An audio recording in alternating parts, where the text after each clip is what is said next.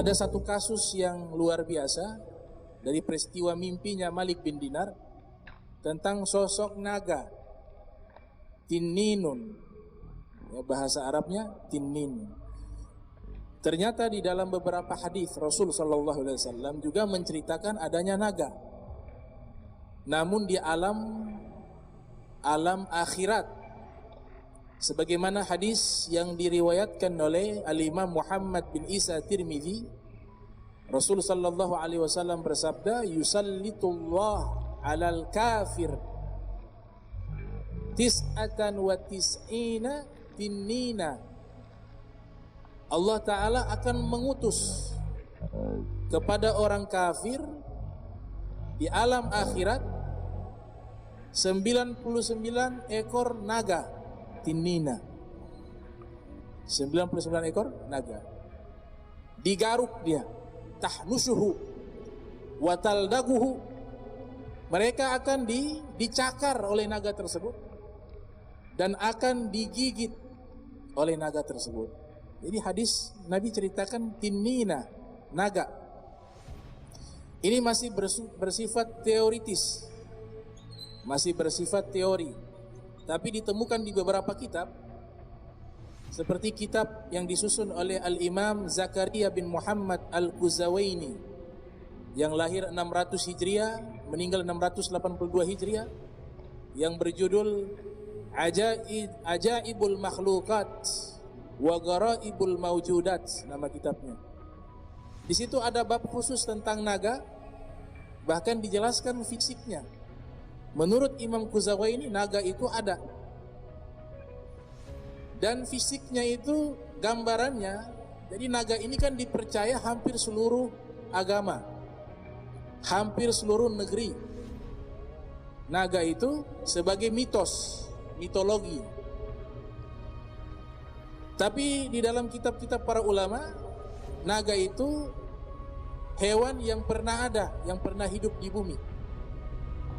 Dan fisiknya diceritakan secara rinci oleh Imam Quzawaini. Dia jenis ular al-hayyat dan besar, punya taring, matanya, biji matanya itu merah, kakinya seperti elang, punya semacam kumis tipis, kemudian suka memangsa hewan yang ada di lautan dan di daratan. Di dalam riwayat yang lain Nabi katakan, kalau dia meniup, yanfakhu, dia meniup, maka sekali tiupan akan menghancurkan seluruh tumbuh-tumbuhan dan tidak akan pernah tumbuh lagi tumbuh-tumbuhan tersebut. Berarti tiupannya itu mengeluarkan material api atau panas. Itu ada di kitab Ajaibul Makhluqat.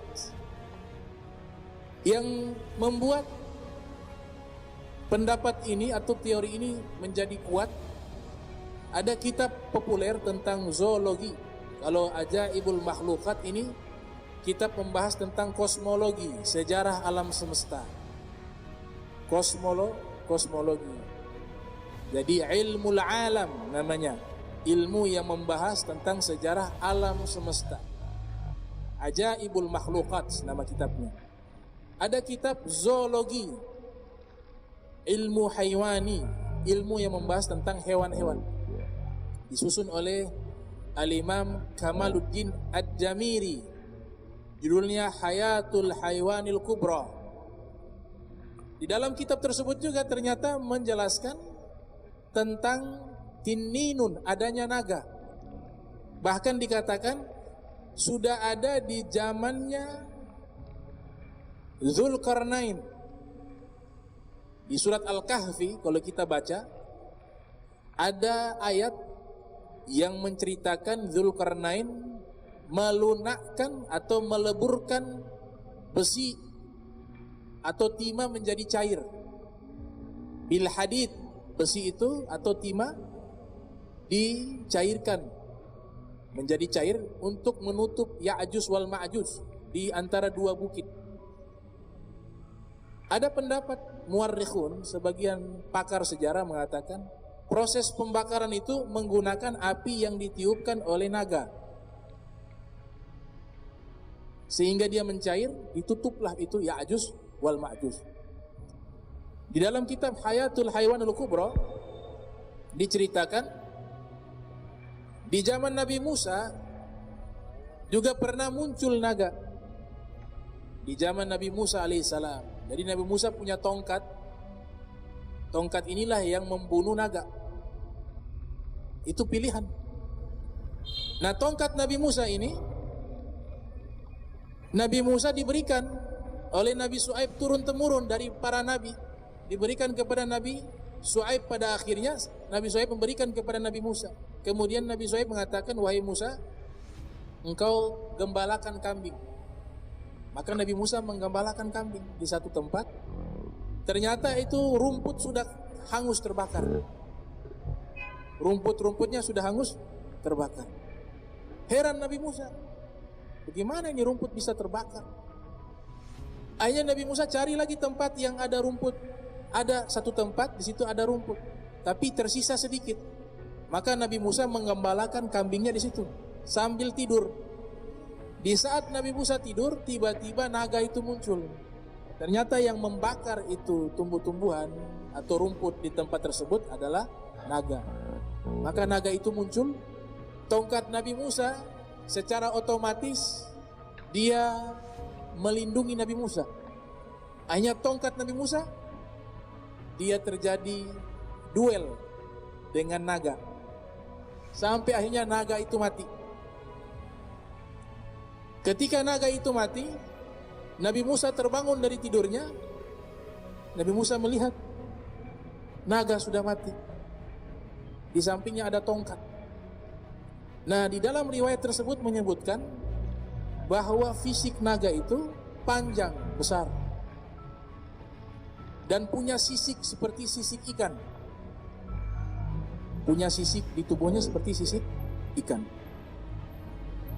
Kata pengarang kitab, itulah punahnya naga, naga terakhir yang mati. Punahnya naga di zaman Nabi Musa alaihissalam. Di riwayat yang lain, naga ini merusak bumi. Allah perintahkan malaikat membawa naga, dilemparkan di lautan yang paling dalam. Maka naga itu dilempar ke dalam lautan yang paling dalam. Ternyata di dalam lautan naga juga memangsa itu, hampir habis ikan-ikan. Akhirnya diperintahkan oleh Allah Ta'ala untuk dibantai, dibunuh. Jadi ini menarik. Di sini kita bisa paham bahwa para ulama terdahulu mereka bukan hanya ahli dalam bidang ritual ibadah, tapi juga mereka peneliti tentang ilmu hewani. Mereka juga kuasai sejarah tersebut. Jadi naga itu, teori dari para ulama dari dua kitab tersebut, mereka menyatakan ada. Imam Kuzawaini dan Imam Ad-Damiri, bisa dilihat di kitab namanya Hayatul Haywanil Kubra, 2 juz, dan juga kitab Ajaibul Makhluqat wa Garaibul Mawjudat.